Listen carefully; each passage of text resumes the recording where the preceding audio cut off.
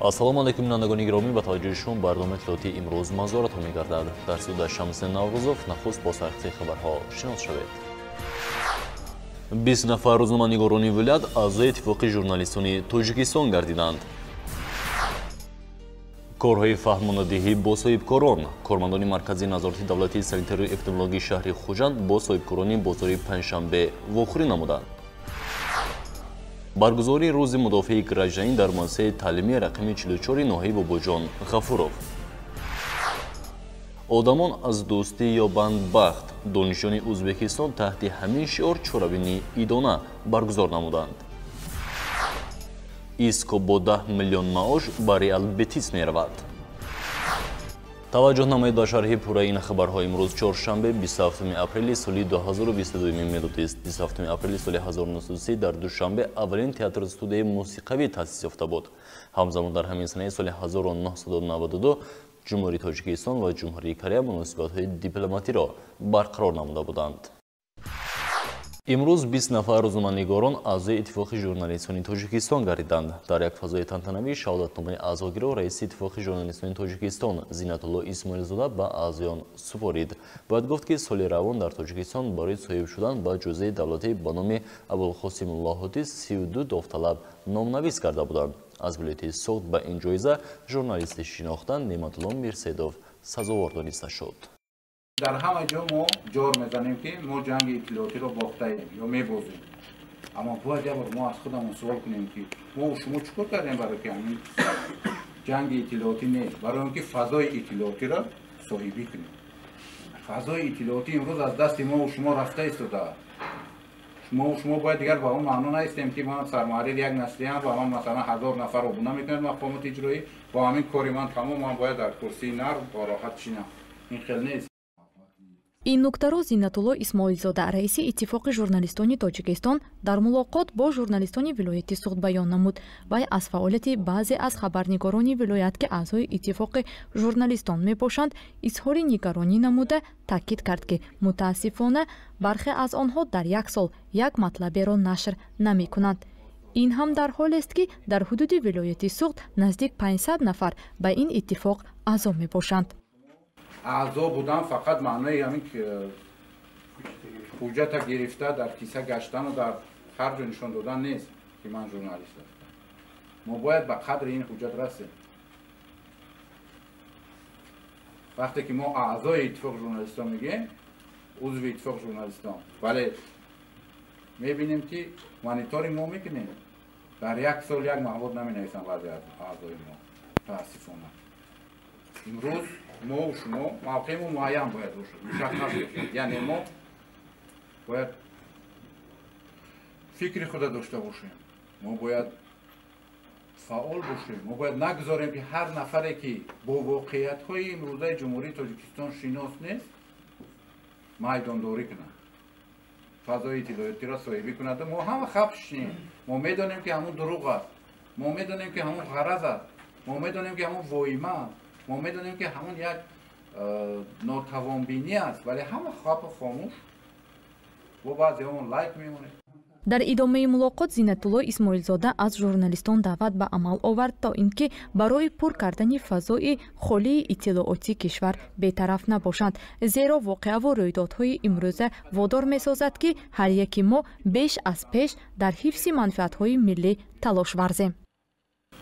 имрӯз фазои маҷозӣ пур аз иттилооте аст ки албатта он иттилоот бо як мақсад онҷо гузошта мешавад, бо мақсади ҳифзи манфиати ё худ ҳифзи мавқеи ин ё он ҷониб. вале муҳимтар аз ҳама он мебошад ки мо шумо дар ин шароит аз манфиатҳои миллиамон пеш аз ҳама дифоъ кунем. манфиатҳои миллии мо дар пояи он пешниҳодот, ташаббусҳо, он ибтикорот ва пешниҳодоте ки роҳбарияти олии мамлакат дар арсаи ҷаҳонӣ мекунад мавҷуд аст ва дар атрофи он бояд сурат гирад. мо шумо медонем ки ҷумҳурии Тоҷикистон сиёсати дарҳои кушодро пеш гирифтааст. мо барои ҳамкорӣ бо ҳамаи кишварҳои ҷаҳон имрӯз омода ҳастем ва ҳамкорӣ карда истодаем. ва дар ин шароите ки имрӯз дар ҷаҳон аст, бо дар назардошти он ки موقع جمهوری ما چگونه است، اهل قلم نیز باید به این موقع همراه باشند و این موقع را معین و مشخص در فعالیت خود کاربری نمایند، کاربست نمایند.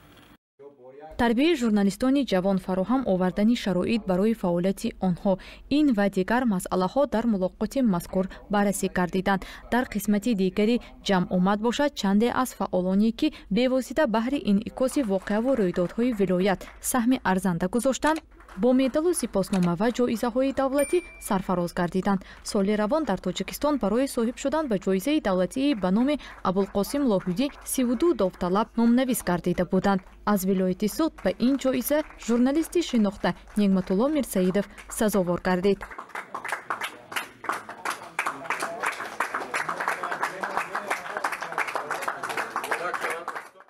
ҳамчунин дар ин рӯз иттифоқи журналистони Тоҷикистон наздик 20 нафар кормандони воситаҳои ахбори оммаи вилояти Суғдро ба аъзогӣ қабул намуд. аз ҷумла Аминҷон Шарифзода, Мафтуна Шукурова, Фарзона Шамсиева, Фаридун Ҳодибоев, Наргиз Раҳматова, Насим Раҳимов ва дигарон узви иттифоқи журналистони Тоҷикистон гардиданд. барои онҳо билети узвият супорида шуд.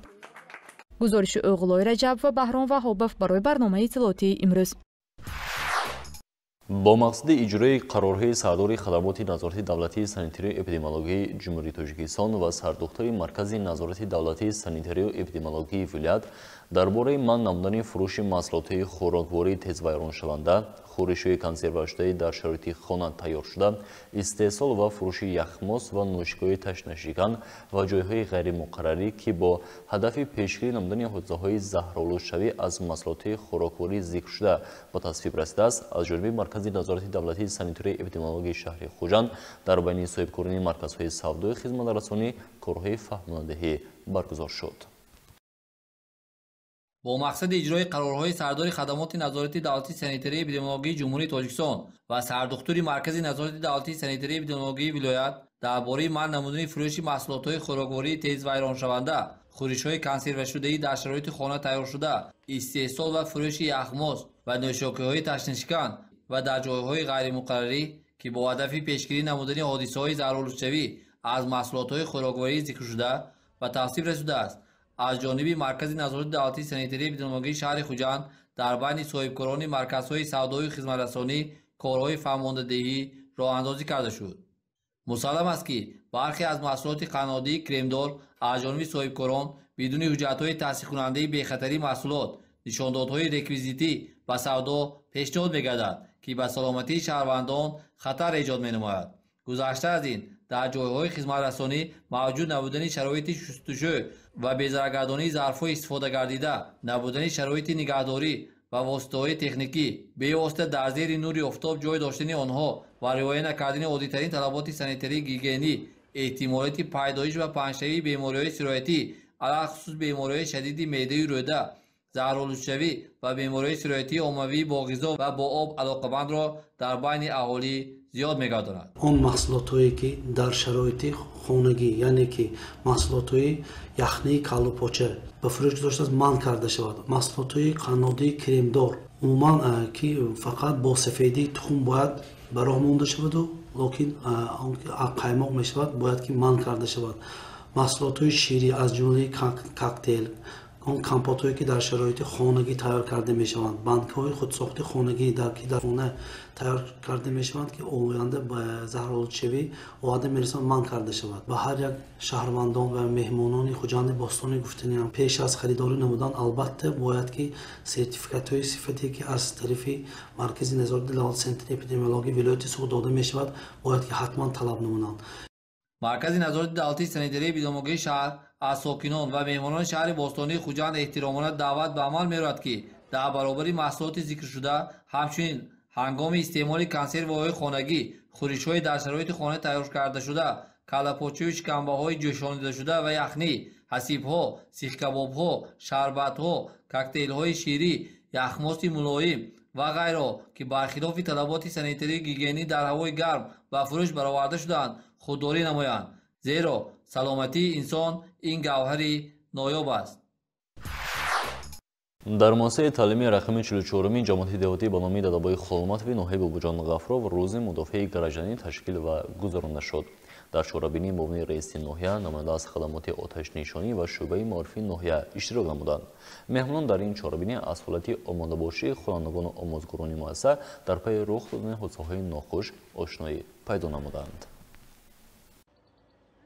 در اساس نقشه چورابینی‌های مقامات اجرایی حکومت دولتی ناحیه بابوجان غفرو در سمت مسائل مدافع گراجانی، پیشگیری، اعتنا و رفع عاقبت‌های حالات فوق‌العاده در مؤسسه تعلیمی میانه عمومی رقم 44 جماعت دعوتی دادابای خلماتوف روز مدافع گراجانی نمونوی تشکیل و برگزار کرده شد. در شورابینی مبنی رئیس ناحیه بابوجان غفرو نمایندگان حالت‌های فوق‌العاده، مقامات کارهای داخلی، خدمات طبی، سوختارنشانی، سرداران مؤسسه‌های تعلیمی و دیگران اشتراک نمودند. مبنی رئیس ناحیه در بارماندی خود تاکید نمود که برگزار نمودن روز مدافع گراجانی این یک آگاهی خوانندگان و آموزگاران از سر زدن حالت‌های فوق‌العاده میباشد. چاره‌بینی مذکور برای آمادگی هیئت معلمان، خوانندگان و خدمات‌های مدافع گراجانی جهت رفع آفت‌های مدهش از قبیل زمین لرزه و سوختار نقش کلان می‌بازد. امروز سنجش آمادگی مؤسسه و آمادگی خدمات‌های مدافع گراجانی ناحیه آید به عملشان در حالت‌های فوق‌العاده گذرانیده می‌شود. آمادگی به حالت‌های فوق‌العاده یکی از عامل‌های اساسی کم کردن ضرر و خطر آفت طبیعی می‌باشد. در رفع چاره‌بینی اشتراکداران با خصوصیت‌های آفت‌های طبیعی و پرزورکنی سطح تیاری و اعتنا به رفع آفت‌های طبیعی شناس می‌گردند. در آغاز هیئت مهمانان در مؤسسه از دستاورد خوانندگان بازدید نمودند. کارهای دوزندگی، کدبانوگی و دیگر نمونه دستاوردهای خوانندگان را دیدن نموده در درس‌های نمونوی آموزگاران و خوانندگان اشتراک نمودند. یادآور می‌شویم که در سینخانه‌های علاهیده در حضور مهمانان از جانب آموزگاران مؤسسه برای خوانندگان عاید به پیشگیری از سر زدن حالت‌های فوق‌العاده درس می‌گفتند. سپس با صدا دادن بانگ خطر که حالت زمین جنبی را در پی داشت، خوانندگان و آموزگاران به صحنه مؤسسه برآمدند.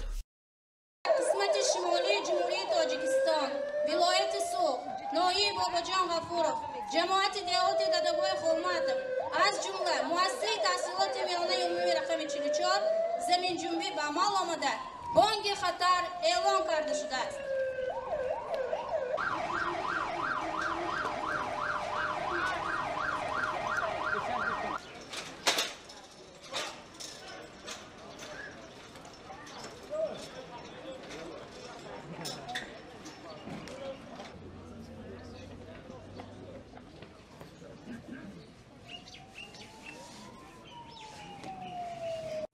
پس از صدا دادن بانگ خطر حالت آماده باشی خوانندگان و آموزگاران هنگام رخ دادن حالت‌های فوق‌العاده سنجیده شد.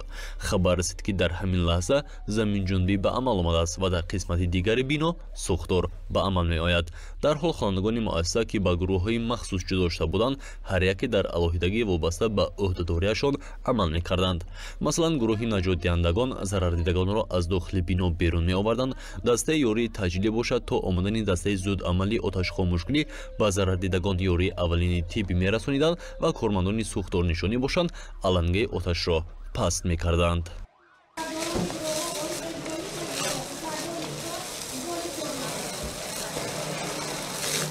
پس از سنجیده شدن حالت آماده باشی خوانندگان و آموزگاران مؤسسه، خوانندگان مشق‌های گوناگون را برای اشتراکداران منظور نموده و همزمان جابجاکنی اتومات کلاشنیکوف را برای حاضرین نشان دادند. باید گفت که مقصد چوره‌بینی فهمانده دادن تدبیرهای عمومی دولتی و محافظتی که بهره حمایت اهالی، اقتصادیات و حدود تاجیکستان در حالت‌های فوق‌العاده روانه شده است ارزیابی کرده می‌شود. همزمان به این وسیله بلند برداشتن دانش و ملکه عملی خوانندگان در ساحه حفظ شهروندی در وجود خوانندگان تشکل و انکشاف دادن خصلت‌های بلند روحی و معنوی، حس مسئولیت شناسی، حفظ مالکیت دولتی و جمعیتی، تربیت نمودن خوانندگان در سمت بلند روحی معنوی، هوشیاری و فداکاری میباشد. گزارش شمس نوروزوف و سبحان عادلجانов برای برنامه اطلاعات امروز. дар факултети таҳсилоти ибтидоӣ ва педагогикаи махсус чорабинии адабӣ фарҳангӣ баргузор шуд. Чорабинии мазкур бо ташаббус ва иштироки бевоситаи донишҷӯёни Ҷумҳурии Ӯзбекистон сурат гирифт. Онҳо дар баромадҳои худ аз ҳамкории ду кишвар байни Тоҷикистону Ӯзбекистон сухан карданд. Идомаи мавзӯъро гузориш аз телевизиони таълими фурӯғи Донишгоҳи давлатии Хуҷанд ба номи академик Бобоҷон Ғафуров идома медиҳад. одамон аз дӯстӣ ёбанд бахт. Бо чунин унвон дар факултети таҳсилоти ибтидоӣ ва педагогикаи махсуси Донишгоҳи давлатии Хуҷанд ба номи академик Бобоҷон Ғафуров чорабинии адабӣ фарҳангӣ баргузор гардид. Чорабинии мазкур бо ташаббус ва иштироки бевоситаи донишҷӯёни Ҷумҳурии Ӯзбекистон сурат гирифт. Дар оғоз декани факултет Саттторберди Рабиев суханронӣ намуда чорабиниро ҳусни ифтитоҳ бахшид. дар тамоми даврони вуҷуди факултет дар замони шӯравӣ дар баробари гурӯҳҳои таҳсилаш бо забони тоҷикию русӣ дар факултаи мо ҳама вақт гурӯҳҳои таҳсилаш бо забони ӯзбекӣ вуҷуд доштанд. дар замони шӯравӣ робитаҳои байни фарҳангии мардумони Осиёи марказӣ хеле мустаҳкам буд ва мо аз он шодем ки имрӯз ҳамон робитаҳои мустаҳкам аз нав рӯи кор омаданду имрӯз арзи вуҷуд доранд. Сипас Датсен Юлдошев дар мавзӯи ҳамкориҳои Ҷумҳурии Тоҷикистону Ӯзбекистон дар даврони истиқлолият маърузаи илмии пурмуҳтаво намуда дар бораи ҳамкориҳои дуҷонибаи Тоҷикистону Ӯзбекистон дар тамоми самтҳо маълумоти муфассалро пешниҳоди донишҷӯён намуд. дар қисмати фарҳангии чорабинӣ донишҷӯёни Ҷумҳурии Ӯзбекистон шеъру сурудҳои пурмазмун ки баёнгари сулҳу ваҳдати дӯстии кишварҳои ҳамсоя ва ҳисси ватандӯстӣ буд қироат намуданд. Do'stu qardoshdir azaldan, o'zbegim tojik bilan. Ikkisi bir bayt g'azaldan, o'zbegim tojik bilan. Qayyuzin aylay qiyosman, bir shirin do'stlik so'zin. Tog'lidir boldan asaldan, o'zbegim tojik bilan. чорабинии мазкур бахшида ба 90-солагии Донишгоҳи давлатии Хуҷанд ба номи академик Бобоҷон Ғафуров, 25-солагии Рӯзи ваҳдати миллӣ, 30-солагии иҷлосии 16-уми Шӯрои Олии Ҷумҳурии Тоҷикистон гузаронида шуд. Бояд қайд кард ки дар фазои орому сулҳу суботи кишвар ва ба эътидол омадани муносибати кишварҳои ҳамсояву дӯст Тоҷикистону Ӯзбекистон истифода намуда аз соли таҳсили 2018-2019 қабули донишҷӯён аз Ҷумҳурии Ӯзбекистон ба Донишгоҳи давлатии Хуҷанд ба номи академик Бобоҷон Ғафуров оғоз гардида буд. O'zbekiston va Tojikiston do'stligi abadiy bo'lsin.